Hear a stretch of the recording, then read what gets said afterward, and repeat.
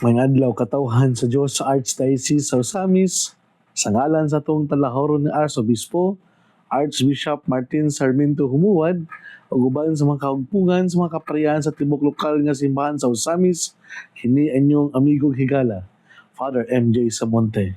Maghahatod og pamalandong ninyo karong adlaw karon nga Huwebes, sulod sa ika-napulog siyam nga Domingo sa ordinaryong panahon.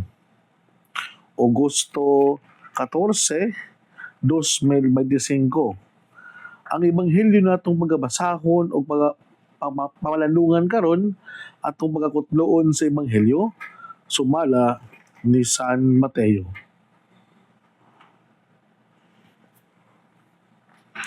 Unya miduol si Pedro kang Hesus og nangutana, Ginoo, makapila ba makasala kanako ang akong isig ka tawo o ako gihapon siyang pasayloon? Makapito ba? Si Jesus pitubag, dili kay makapitura kung dili kapituan kapito, kay ang gingharian sa langit sama man sa usa ka hari nga nakighusay sa mga utang sa iyang mga sulugoon. Sa diha nga nagsugod siya og paghusay, gidala ngadto kaniya ang usa ka sulugoon nga nakautang kaniya milyon ka pisos. Kung tungod kay wala man siya igong ikabayad sa iyang utang, misugo ang iyang agalon nga ibaligya siya ingon nga usa ka ulipon. Laki pang iyang asawa o ang iyang mga anak ug ang tanan niyang nga iyaha aron makabayad siya sa utang. Miluhod og ang sulugoon sa tubangan sa iyaha og siya og ang intawon pinihangyo sa iyang agalon. Apan kay baryan ko ra ikaw, naluoy kaniya ang agalon, busa gipapas niya ang utang sa sulugoon ug iyang gipalakaw. Milakaw ang tao o gikasugat niya ang sa iyang kaubang sulugoon nga nakautang kaniya pipila lamang ka pisos. Gilabni niya dayon ni o gituok og ingnan. Bayarin na ako sa imong utang. Ang iyang kaubang sulugoon miluhod og nagpakaluoy kaniya sa pagingon. Yawin tao nako apikiha kay baryan ko ra ikaw. Apan wala siya mosugot. Gipapriso niya hantod nga makabayad sa utang sa pagkakita sa ubang sulugoon sa nitabo nasubo sila pag-ayo og nangadto sila sa ilang agalon og siya gisuginlan nila sa tanan. Busa gipatawag sa agalon ang sulugoon og gingan, "Banyaga ka. Gipapas ko ang tanang mong utang kay nagpakaluoy ka man kanako. Angay ka untang maluoy sa imong isig ingon, imong isig kasulugoon ingon nga ako naluoy kanimo." Nasuko pag-ayo ang agalon o gipapriso niya ang sulugoon aron isilutan hantod nga makabayad siya sa tanang utang. Kung gitapos ni Jesus ang sambingay sa Panginoon, ingon usab niini ang buhaton ganinyo sa akong amahan nga tuwa sa langit. Kung dili kamo mopasaylo sa inyong isig katao, sa kinasing-kasing gayod, tapos si Jesus makasulti nini, mga butanga, mibiya siya sa Galilea o miadto sa Judea, tabok sa suba sa Jordan. Mga igsuon ang ebanghelyo sa Ginoo. Daygon ikaw, Kristo. Mga igsuon gyud ni Kristo, maayong adlaw kanatong tanan.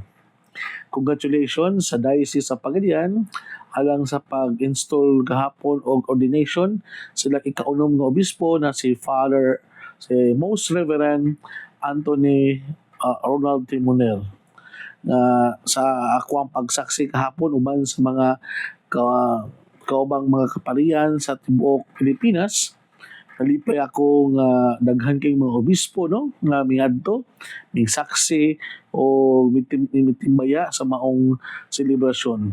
Mga igsuon, nakita nako na ang ato ang simbahan dili na siya karon matawag nato nga abi kay taga Manila ka, taga Luzon ka, dadto ra pud ka ma-assign sa simbahan. Gipakita gyud sa simbahan na kita universal nga bisan asa man nga pwede yun ka nga ma-assign kung asa ang dapit kay nangailangan sa imuhang pagpangalagad.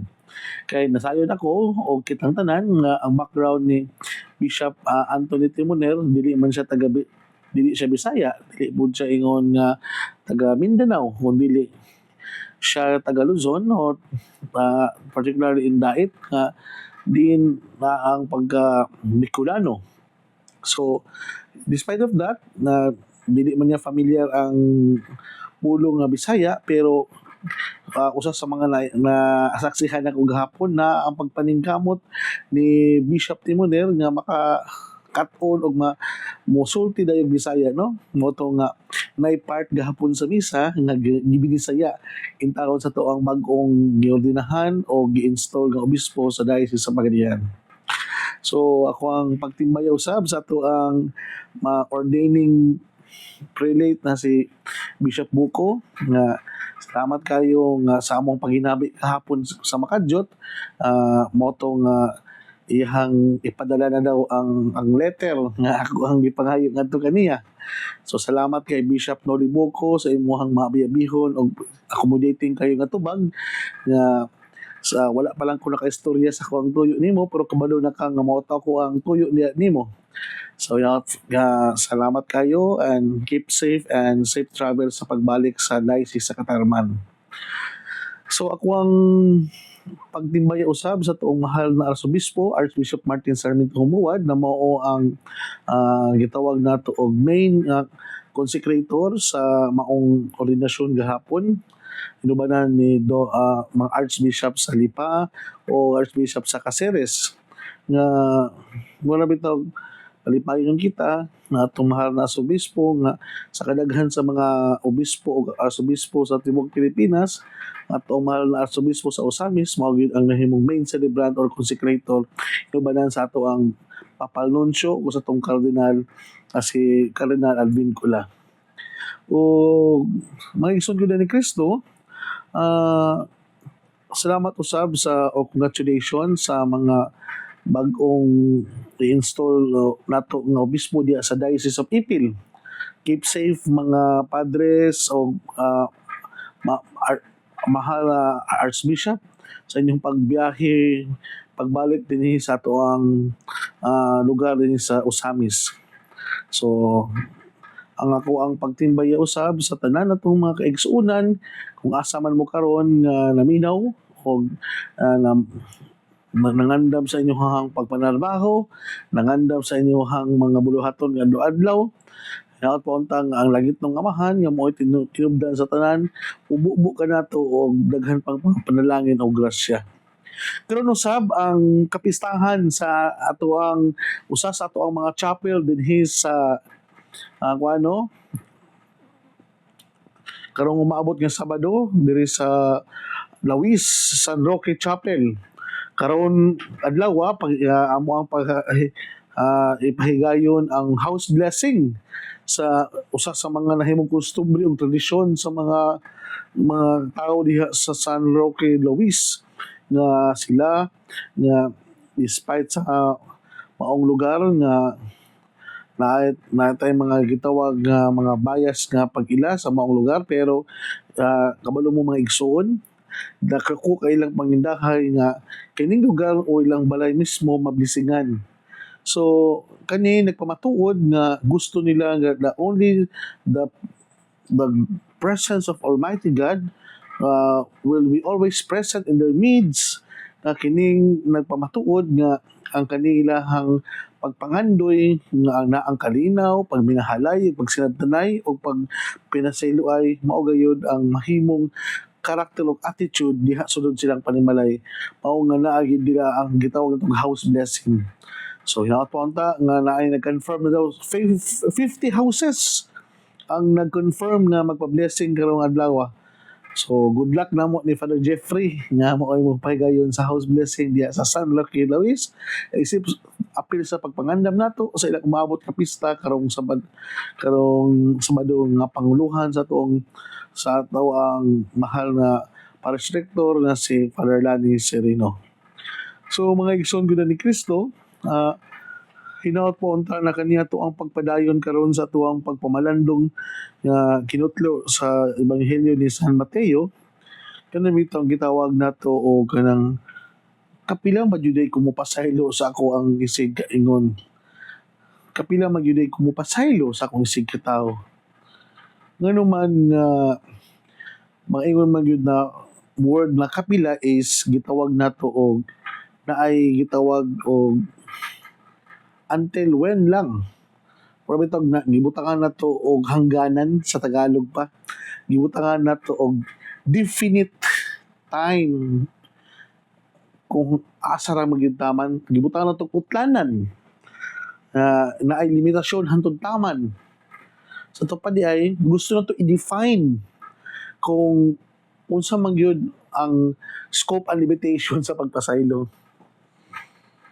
So, klaro kay mga igsoon no nga nindot kayo nga kana bitawng gihimong sambingay ni Jesus ang usa ka sulugoon nga naiutang siya agalon nga ang gusto magani siyang iyang galon ibaligya siya nga usa ka ulipon lakip niya nga asawa o ang iyang anak ug ang tanan niyang aron makabayad siya sa iyang utang. So makaingon ta nga grabe kadako ang utang sa maong sulugoon nga bisan pa man gani ang iyang kaugalingon iyang tibok pamilya nga dili pa man enough para mabaryan ang iyang utang. Sa to pa di ay the gravity of sin nga nabuhat or kanang kalapasan sa usa ka tawo makaingon ta nga dili gid nato siya pwede i-measure no, dili gid nato siya pwede ingnon nga kung inani ka bugat ka sala dili na ka pwede pasayloon, kung kapila ka nakasala kung unsa ka dako imong sala o makaingon ka nga bisan pag imong tibok kinabuhi dili enough para ibayad ni ana. Sa to pa di ay dili na ko nakita ba nga mura bitaw ang sala na ato ang nabuhat is unlimited kay far beyond man sa ato ang pagkakita ang atong mga sala nga pwedeng mabuhat. Pero wala bitaw gitugpangan pag bitaw sa Ginoo kung hantod kanus apod siya pwedeng pasaylo kay nato. Mura bitaw giingon sa Ginoo, sige, mao na imong kayang buhaton nga sala. Pero ang akong pagpasaylo is more than pa sa imuhang kabugat sa imong sala nga nabuhat. Sa to pa rin mga igsoon gyud ni Kristo nga mura bitaw gusto ni pamukha sa Ginoo nato nga kung unsa ta ka mahuyang, kung unsa ta ka weak, like as what Saint Paul reminds us, grace abounds all the more. Sa to pa di ay kung unsa ta ka mahina, kung unsa ta ka mahuyang atong mga flaws and weaknesses, the more di ay nga ang grasya sa Dios mo patigbabaw. So nana po ang pagpasaylo di ay no nga dili bitaw nato siya ingon nga limitahan lang kung kapila kanus o naatay limitasyon dili ato siya i-define nga mura gyud taman atong pagpasaylo kun dili nang sama sa gibuhat sa usa ka agalon nga bisan pa man ang sala nga nabuhat sa iyang sulugoon nga bisan pa og dili kabaryan sa iyang kaugalingon sa iyang pamilya sa iyang kabtangan nga naa niya pero ang agalon anda mupanas niini sa usara ka pag-ingon nga mao niyang desisyon. So ang nindot nga pamalandong nato ani mga igsoon nga ang ato ay mood of forgiving dili ta magsalig sa tawhanon na standard. Kung dili gyud ta makat-on sa mood of forgiving kung giun sa pagtudlo sa tuang amahan sa tuwa. Mao na nga ang amahan makanunayon sa pagpasaylo. Ang amahan kanang gitawag nato unlimited ang iyang forgiveness na gipakita kanato.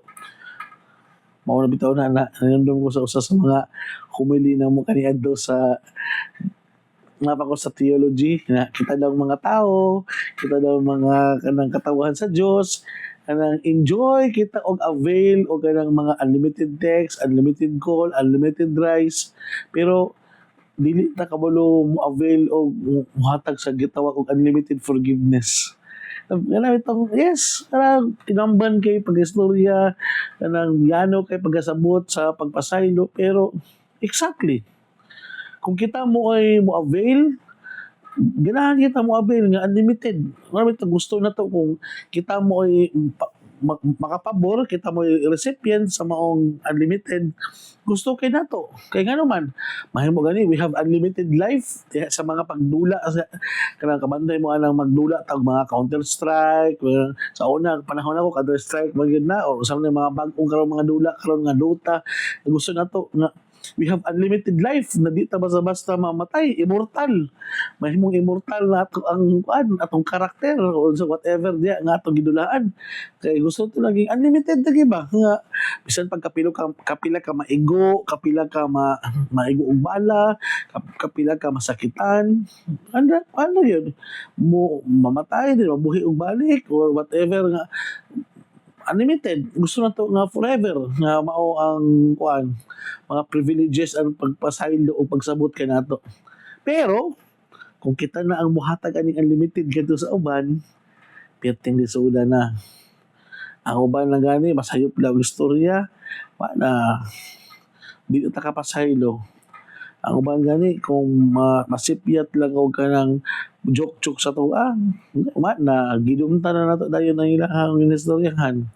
Ang uban gani kanang naalay mga dili nato ganahan nga mabuhat, wa na ato na din siyang i-judge o ato siya i-preempt na dayon nga inato na gid siya. Ang punto na kumaigsood gid ni Kristo ba nga mayra kung kita mo ay nagdawat sa maong unlimited na pagpasaylo, unlimited na mga perks and privileges. Pero kung kita na ganay mo hatag ngadto sa uban, lisod na kaayo. Ganun yun nga nagyukahan ng kinaiya sa tao, no? Ganun yun kay nga inani magyud ni ang ato ang mga tendency ba nga okay ra, okay ra nako nga kanang makadawat ta og kanang mga 20% discount kung kita mo makadawat, okay ra kayo nga makadawat ta og kanang mga paghangyo gikan sa uban kung samot na kita pag mo makadawat, pero kita na gani pangayuan og kanang pabor, kita na gani mo pangayuan og 20% discount, mga advantages nga pwede pong ma-enjoy sa tao, nawa na maghilom na lang ta og usahay, iagin na to og mugot-mugot og dabog-dabog gawa na taganahi sa maong sitwasyon. Mao na siguro usa sa mga bantayanan kinato mga igsoon isip mga sulugoon. Kay ngano man, kay maay kita kung kita mo mohangyo sa tong amo, pero kung kita na gani mo moingon nga how to also we treat our kasulugoon, dili na magdita inana dayon kamaayo. So baka ni bantayanan ni siya nga batasan mga igsoon. Kaya nga naman, porket ikaw gipasaylo sa Dios, porket ikaw nga gitagahag pribilehiyo o pagsabot nga maong inani ang imong kinabuhi. Dayon kung ikaw na dayon may pangayuan sa imong kapwa sa lugod, di nakakahatag, adi po na siya maayo. Labi na in the context of pagpasaylo. So okay na di ay nga kita mo ay sige pasayloon, kita mo sabton, pero lisod kay nato ang pagpasaylo sa uban o pagsabot sa uban kung sila na po'y mabikil o sila na po'y makahimo og sala dali ka nato. Yes, mga igsoon, tinuod di siya. Tuod kay ang pagpasaylo manggod sa tong isig kaingon, it always entails extreme understanding nga kana bitaw dili bitaw ka dayon nga buriak, dili ka sama mamani ang gospel gahapon, no, nga kapila man ako pasayloon ang akong isig kaingon, mao na nga ang gahapon is ang usay buhaton nako sa akong igsoon nga nakasala, mao to nga istoryahan dayon kung dili mo dila istorya nga ikaw ra usa pagdala og kauban dayon kung dili man yun dungagi dala sa hukmanan og istoryahi sa imuhang siyang mga sala. So human din kita nga gi-remind nato sila mga igsoon sa ilang mga sala, human din na we have done our part to enlighten them, to remind them sa ilang mga kasipyatan na mao po na nga dili enough nga atos lang pasayloon tungod lang kay naa sila sa kumpisar, kundi ipakita po na to sa totality sa iyang kinabuhi ba nga ang pagpasaylo ngadto kanila, it gives them genuine and real liberty and freedom towards others. So sa to pa ang kinabuhi gyud ay sa taong gipasaylo na ang pagagawsanon na wala siya nagpuyo sa guilt feeling ug nakita gyud niya tinuod na hustisya tungod kay dili naman siya bias nga walang taw sa uban kundi Yan namang ilho ng uban isip mga amigo o higala. Dili ingon nga tong mura bitaw kag madudahon permente, baka usa ikaingon ani sa kuha, dili na ka makahuna-huna inana, kun dili ang imo hadiah is kanang mahimo tang bukas, mahimo tang makumpiyansaon ngadto sa uban kay ang Dios man mismo nahimo mang bukas o kanang mahimong maayo pod diri kanato. Siguro na ang mga igsoon no nga mao po niya usa sa mga pamalandong nako ang naabot karong ato ang kuan ebanghelyo karon ang asong gisaulog na po na nato karong adlaw ang kapistahan ni Saint Maximilian Kolbe o sa kapari og martir. Nindot kayo ang iyang pagpahinumdum kanato that hatred is not a creative force, only love is a creative power. Sa to pa di ay kung katong mga tao nga nakasala kanato, we always remember na dili na siya usa ka creative force. Only love is the creative power. So, yes, kay kung malagot magud ka, naa kay puwersa nga gusto ka mo balos, gusto ka mo revenge. Pero ang gugma di ay mo ang gitawag nato og creative power nga maghatag ka nato og kagawasan, maghatag ka nato og tinuod nga kanang mo liberty and freedom kay tungod kay na-express man nato ang ato ang tinuod na pagkakita without hurting others by loving others only. So mga igsoon, dinhi na kukutob ayaw kamog kalimot na ang pulong sa Dios angay gayud nga pamation, pamalandungan o paningkamutan nga mapuy-an. Bulahan ang tawo nga naningkamot magpuyo sa pulong ni Jesus sama siya sa kahoy nga gitanumdaplin sa saba kansang andahon dili gayud malaya og timpo sa tingbunga buhatag siyang maayong mga bunga. Mga igsoon, hinaot pa unta na kining tanan natong nadungog og pamalandungan, makatabang ka nato sa pagkinabuhi nga balaan ug mo'y magdala ka nato sa ato ang gitinguha og padulngan. Ang gingarian sa langit nagipangandoy sa matag binunyagan. Mga igsoon, ug manaw sab uban sa pangama sa atong mahal na Birhen, nagitawag nato nga si sa atong inahan nga si Santa Maria o atong gitawag din sa misa misnon nga Birhen sa Kuta. Ang Diyos unta magapanalangin kanato sa ngalan sa Mahal sa Anak sa Espiritu Santo. Amen. Pagtimbaya nato sa atong mga higala diha sa Manila sa ato ang agency na sa PL and Travel. Hopefully nga sa umaabot na biometrics sa pagabuhaton ako diya sa umabot na September, magkita-kits ta diya.